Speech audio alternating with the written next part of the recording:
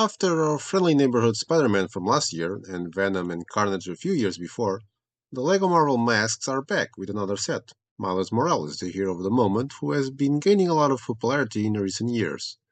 It contains 487 elements and a retail price of 70 euros or dollars, equivalent to a price per piece of 14 cents. A significantly higher value than the Alien Symbiotes, but the same as the Spider-Man version.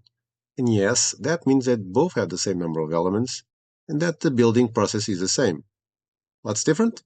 The colors, and the order of one of the steps in the instructions. Is it a smart move by LEGO or a disappointing one? Let's see.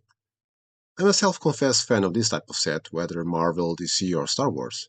Until last year, I only had the chance to build the Non-Non Gauntlet, which was a completely different structure and in my opinion cannot be compared. But then I had the opportunity to build the Spider-Man mask and I really liked it, although it's not obviously perfect. The set is divided into 5 bags and the construction process reminds me a little bit of BrickHeadz. In addition to the base, which will serve as a support, we have a central structure that is more or less rectangular with several studs on its sides, where the pieces will give Spidey its shape will be placed. The instructions have a very cool cover and a couple of pages dedicated to our hero. The number of stickers remains the same, 11, although there are none on the front and most of them are placed on the top and sides. The curved elements located on the face and the back of the neck are printed, including the 3 huge curved windscreens and some curved slopes. The front is really the most interesting part as it has some very good and even simple details like the nose. But the best part of the set for me are the eyes, placed with the help of toe balls, and which allow you to create a perfect angle to combine all the elements of the face. While they are just placed, let's say, it looks like all the segments are attached to each other. Yes, the lines of the mask do not cover the entire face and there is one or two more visible gaps, but in my opinion, it does not change my opinion about the set. I even like to see a few of these and visible studs as well, to remind me that this is a LEGO set and not some other type of toy. Comparing this one with the other two sets of the alien characters, those have more elements, almost 100. Miles Morales has the same price as Venom and is more expensive than Carnage. The difference in elements is explained largely by the mouth and the chin, since these two characters like to show that they have bright white teeth and a good oral hygiene.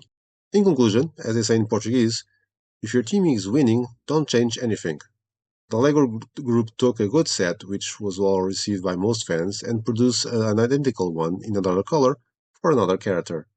I may understand that some fans may feel a bit disappointed with it, but truth is, the masks are usually depicted alike, changing only the colors. Maybe if they were released at the same time, that possibly disappointing feeling will not exist. As for elements, the printed ones stand out obviously, although I believe it will be difficult to use them in any other situation. In terms of the building experience, this one is very simple, fluid, like some sort of giant brickheads. It is not very difficult, but the final look is very suitable, especially in some details such as the eyes and nose. If the playability is not great, unless we want to play a new version of Shakespeare Hamlet, the display factor is huge, and for fans of superheroes and Marvel, it becomes almost mandatory. Furthermore, it is a set that appeals to both young people and older people like me, more experienced. The price is similar for both as long as they are superhero fans. I think everyone would like to have this set displayed in their bedroom or even in the living room if the White lets us, of course. If I gave Spider-Man a score of 8.5, I will lower this one to 8. The fact that it is the same design weights in this decision, as does the fact that it keeps the stickers and the price. Obviously, I'm not into the production process and all its costs involved, but since the set is a copy of the previous one, changing only the color, part of the production process was certainly reduced a lot.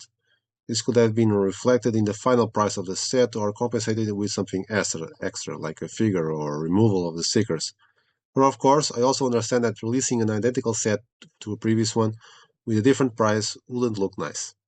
However, as a fan of the theme and this type of building process, I will still buy the set. So, are there any fans of LEGO Marvel?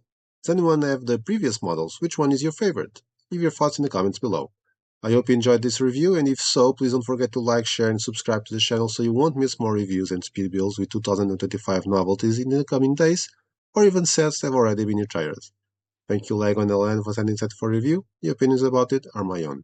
See you soon, and play well.